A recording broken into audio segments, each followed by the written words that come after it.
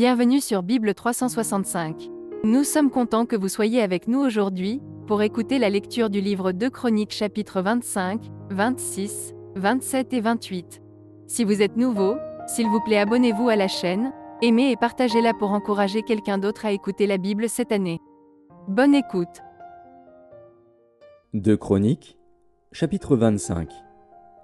Amathia devint roi à l'âge de 25 ans, et il régna 29 ans à Jérusalem. Sa mère s'appelait Johadan de Jérusalem.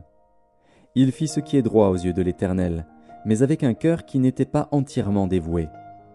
Lorsque la royauté fut affermie entre ses mains, il fit périr ses serviteurs qui avaient tué le roi son père. Mais il ne fit pas mourir leur fils, car il agit selon ce qui est écrit dans la loi, dans le livre de Moïse, où l'Éternel donne ce commandement : On ne fera point mourir les pères pour les enfants, et l'on ne fera point mourir les enfants pour les pères, mais on fera mourir chacun pour son péché. Amathia rassembla les hommes de Juda et les plaça d'après les maisons paternelles, les chefs de milliers et les chefs de centaines, pour tout Juda et Benjamin. Il en fit le dénombrement depuis l'âge de 20 ans et au-dessus, et il trouva 300 000 hommes d'élite en état de porter les armes, maniant la lance et le bouclier. Il prit encore à sa solde dans Israël 100 000 vaillants hommes pour 100 talents d'argent. Un homme de Dieu vint auprès de lui et dit : Ô roi, qu'une armée d'Israël ne marche point avec toi, car l'Éternel n'est pas avec Israël, avec tous ses fils d'Éphraïm. Si tu vas avec eux, quand même tu ferais au combat des actes de vaillance, Dieu te fera tomber devant l'ennemi, car Dieu a le pouvoir d'aider et de faire tomber. Amathia dit à l'homme de Dieu : Et comment agir à l'égard des 100 talents que j'ai donnés à la troupe d'Israël ? L'homme de Dieu répondit : L'Éternel peut te donner bien plus que cela. Alors Amathia sépara la troupe qui lui était venue d'Éphraïm, afin que ces gens retournassent chez eux, mais ils furent très irrités contre Juda, et ils s'en allèrent chez eux avec une ardente colère. Amathia prit courage, et conduisit son peuple. Il alla dans la vallée du sel, et il bâtit 10 000 hommes des fils de Séhir. Et les fils de Juda en saisirent 10 000 vivants, qu'ils menèrent au sommet d'un rocher, d'où ils les précipitèrent, et tous furent écrasés. Cependant, les gens de la troupe qu'Amathia avait renvoyée pour qu'ils n'allassent pas à la guerre avec lui firent une invasion dans les villes de Juda, depuis Samarie jusqu'à Beth-Horon, y tuèrent 3 000 personnes et enlevèrent de nombreuses dépouilles. Lorsqu'Amathia fut de retour après la défaite des Édomites, il fit venir les dieux des fils de Séhir et se les établit pour Dieu. Il se prosterna devant eux et leur offrit des parfums.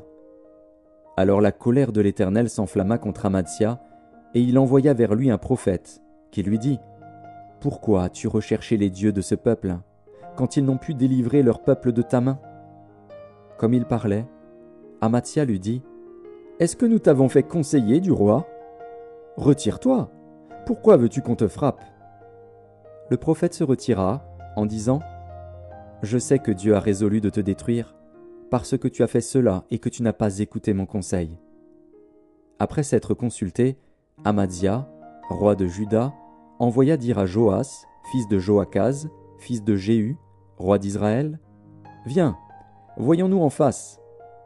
Et Joas, roi d'Israël, fit dire à Amathia, roi de Juda : L'épine du Liban envoya dire au cèdre du Liban : Donne ta fille pour femme à mon fils.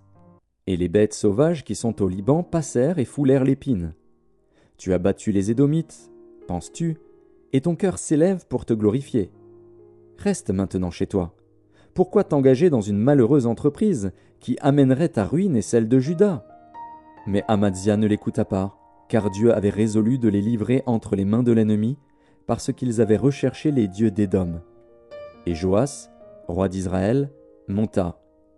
Et ils se virent en face, lui et Amathia, roi de Juda, à Beth-Shemesh, qui est à Juda. Juda fut battu par Israël, et chacun s'enfuit dans sa tente. Joas, roi d'Israël, prit à Beth-Shemesh Amathia, roi de Juda, fils de Joas, fils de Joachaz. Il l'emmena à Jérusalem, et il fit une brèche de 400 coudées dans la muraille de Jérusalem, depuis la porte d'Éphraïm jusqu'à la porte de l'angle. Il prit tout l'or et l'argent et tous les vases qui se trouvaient dans la maison de Dieu, chez Obed-Édom, et les trésors de la maison du roi. Il prit aussi des otages, et il retourna à Samarie. Amatsia, fils de Joas, roi de Juda, vécut 15 ans après la mort de Joas, fils de Joachaz, roi d'Israël. Le reste des actions d'Amatsia, les premières et les dernières, cela n'est-il pas écrit dans le livre des rois de Juda et d'Israël? Depuis qu'Amatsia se fut détourné de l'Éternel, il se forma contre lui une conspiration à Jérusalem, et il s'enfuit à Lachis. Mais on le poursuivit à Lachis, où on le fit mourir. On le transporta sur des chevaux, et on l'enterra avec ses pères dans la ville de Juda. 2 Chroniques, chapitre 26. Tout le peuple de Juda prit Osias, âgé de 16 ans, et l'établit roi à la place de son père Amatsia. Osias rebâtit Élot et la fit rentrer sous la puissance de Juda, après que le roi fut couché avec ses pères. Osias avait 16 ans lorsqu'il devint roi, et il régna 52 ans à Jérusalem. Sa mère s'appelait Jécolia, de Jérusalem. Il fit ce qui est droit aux yeux de l'Éternel, entièrement comme avait fait Amadzia, son père. Il s'appliqua à rechercher Dieu pendant la vie de Zacharie, qui avait l'intelligence des visions de Dieu. Et dans le temps où il rechercha l'Éternel, Dieu le fit prospérer. Il se mit en guerre contre les Philistins, et il abattit les murs de Gath, les murs de Jabné et les murs d'Asdod, et construisit des villes dans le territoire d'Asdod et parmi les Philistins. Dieu l'aida contre les Philistins, contre les Arabes qui habitaient à Gur-Baal, et contre les Maonites. Les Ammonites faisaient des présents à Osias, et sa renommée s'étendit jusqu'aux frontières de l'Égypte, car il devint très puissant. Osias bâtit des tours à Jérusalem sur la porte de l'angle, sur la porte de la vallée et sur l'angle, et il les fortifia. Il bâtit des tours dans le désert, et il creusa beaucoup de citernes, parce qu'il avait de nombreux troupeaux dans les vallées et dans la plaine, et des laboureurs et des vignerons dans les montagnes et au Carmel, car il aimait l'agriculture. Osias avait une armée de soldats qui allaient à la guerre par bandes, comptés d'après le dénombrement qu'en firent le secrétaire Jéhiel et le commissaire Maazéja, et placés sous les ordres de Hanania, l'un des chefs du roi. Le nombre total des chefs de maison paternelle, des vaillants guerriers, était de 2600. Ils commandaient à une armée de 307 500 soldats capables de soutenir le roi contre l'ennemi. Osias leur procura pour toute l'armée des boucliers, des lances, des casques, des cuirasses, des arcs et des frondes. Il fit faire à Jérusalem des machines inventées par un ingénieur et destinées à être placées sur les tours et sur les angles pour lancer des flèches et de grosses pierres. Sa renommée s'étendit au loin, car il fut merveilleusement soutenu jusqu'à ce qu'il devint puissant. Mais lorsqu'il fut puissant, son cœur s'éleva pour le perdre. Il pécha contre l'Éternel, son Dieu. Il entra dans le temple de l'Éternel pour brûler des parfums sur l'autel des parfums. Le sacrificateur Azaria entra après lui, avec 80 sacrificateurs de l'Éternel, hommes courageux, qui s'opposèrent au roi Osias et lui dirent « Tu n'as pas le droit, Osias, d'offrir des parfums à l'Éternel. Ce droit appartient aux sacrificateurs, fils d'Aaron, qui ont été consacrés pour les offrir. Sors du sanctuaire, car tu commets un péché, et cela ne tournera pas à ton honneur devant l'Éternel Dieu. » La colère s'empara d'Osias, qui tenait un encensoir à la main. Et comme il s'irritait contre les sacrificateurs, la lèpre éclata sur son front, en présence des sacrificateurs, dans la maison de l'Éternel, près de l'autel des parfums. Le souverain sacrificateur Azaria et tous les sacrificateurs portèrent les regards sur lui, et voici, il avait la lèpre au front. Ils le mirent précipitamment dehors, et lui-même se hâta de sortir, parce que l'Éternel l'avait frappé. Le roi Osias fut lépreux jusqu'au jour de sa mort, et il demeura dans une maison écartée comme lépreux, car il fut exclu de la maison de l'Éternel. Et Jotham, son fils, était à la tête de la maison du roi et jugeait le peuple du pays. Le reste des actions d'Osias, les premières et les dernières, a été écrit par Ésaïe, fils d'Amoz, le prophète. Osias se coucha avec ses pères, et on l'enterra avec ses pères dans le champ de la sépulture des rois, car on disait « Il est lépreux ». Et Jotham, son fils, régna à sa place. 2 Chroniques, chapitre 27. Jotham avait 25 ans lorsqu'il devint roi, et il régna 16 ans à Jérusalem. Sa mère s'appelait Jérusha, fille de Tsadok. Il fit ce qui est droit aux yeux de l'Éternel, entièrement comme avait fait Osias, son père. Seulement, il n'entra point dans le temple de l'Éternel. Toutefois, le peuple se corrompait encore. Jotham bâtit la porte supérieure de la maison de l'Éternel, et il fit beaucoup de constructions sur les murs de la colline. Il bâtit des villes dans la montagne de Juda, et des châteaux et des tours dans les bois. Il fut en guerre avec le roi des fils d'Ammon, et il l'emporta sur eux. Les fils d'Ammon lui donnèrent cette année-là 100 talents d'argent, 10 000 corps de froment et 10 000 d'orge. Et ils lui en payèrent autant la seconde année et la troisième. Jotham devint puissant parce qu'il affermit ses voies devant l'Éternel, son Dieu. Le reste des actions de Jotham, toutes ses guerres et tout ce qu'il a fait, cela est écrit dans le livre des rois d'Israël et de Juda. Il avait 25 ans lorsqu'il devint roi, et il régna 16 ans à Jérusalem. Jotham se coucha avec ses pères, et on l'enterra dans la ville de David. Et Akaz, son fils, régna à sa place. 2 Chroniques, chapitre 28. Akaz avait 20 ans lorsqu'il devint roi, et il régna 16 ans à Jérusalem. Il ne fit point ce qui est droit aux yeux de l'Éternel, comme avait fait David, son père. Il marcha dans les voies des rois d'Israël. Et même il fit des images en fonte pour les Baals, il brûla des parfums dans la vallée des fils de Hinnom, et il fit passer ses fils par le feu, suivant les abominations des nations que l'Éternel avait chassées devant les enfants d'Israël. Il offrait des sacrifices et des parfums sur les hauts lieux, sur les collines et sous tout arbre vert. L'Éternel, son Dieu, le livra entre les mains du roi de Syrie. Et les Syriens le battirent et lui firent un grand nombre de prisonniers, qu'ils emmenèrent à Damas. Il fut aussi livré entre les mains du roi d'Israël, qui lui fit éprouver une grande défaite. Pékar, fils de Remalia, tua dans un seul jour en Juda 120 000 hommes, tous vaillants, parce qu'ils avaient abandonné l'Éternel, le Dieu de leur père.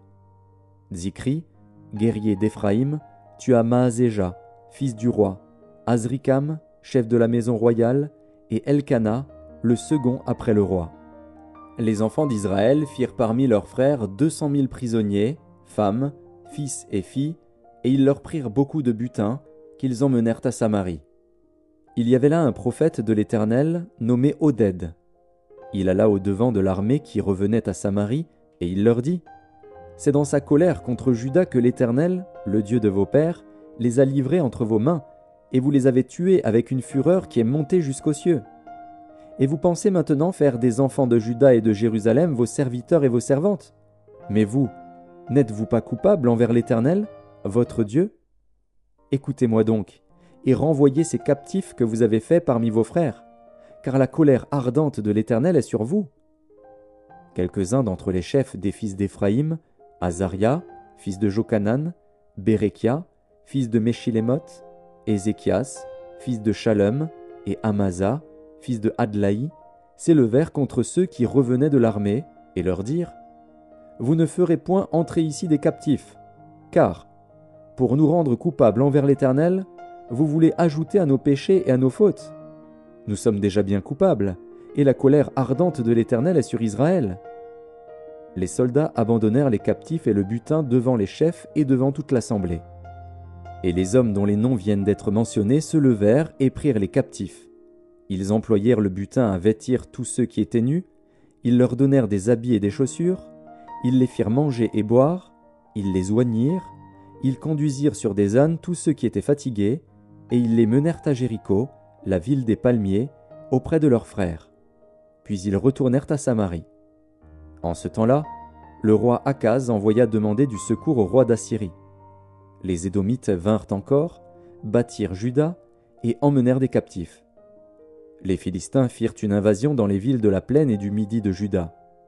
Ils prirent Beth-Shemesh, Ajalon, Guédéroth, Soko et les villes de son ressort, Timna et les villes de son ressort, Gimzo et les villes de son ressort, et ils s'y établirent. Car l'Éternel humilia Juda à cause d'Akaz, roi d'Israël, qui avait jeté le désordre dans Juda et commis des péchés contre l'Éternel. Tilgat-Pilnézer, roi d'Assyrie, vint contre lui, le traita en ennemi et ne le soutint pas. Car Akaz dépouilla la maison de l'Éternel, la maison du roi et celle des chefs, pour faire des présents au roi d'Assyrie, ce qui ne lui fut d'aucun secours. Pendant qu'il était dans la détresse, il continuait à pécher contre l'Éternel, lui, le roi Akaz. Il sacrifia au dieu de Damas, qu'il avait frappé, et il dit : « Puisque les dieux des rois de Syrie leur viennent en aide, je leur sacrifierai pour qu'ils me secourent. » Mais ils furent l'occasion de sa chute et de celle de tout Israël. Akaz rassembla les ustensiles de la maison de Dieu, et il mit en pièces les ustensiles de la maison de Dieu. Il ferma les portes de la maison de l'Éternel, il se fit des autels à tous les coins de Jérusalem, et il établit des hauts lieux dans chacune des villes de Juda pour offrir des parfums à d'autres dieux. Il irrita ainsi l'Éternel, le Dieu de ses pères. Le reste de ses actions et toutes ses voies, les premières et les dernières, cela est écrit dans le livre des rois de Juda et d'Israël. Akaz se coucha avec ses pères, et on l'enterra dans la ville de Jérusalem, car on ne le mit point dans les sépulcres des rois d'Israël. Et Ézéchias, son fils, régna à sa place.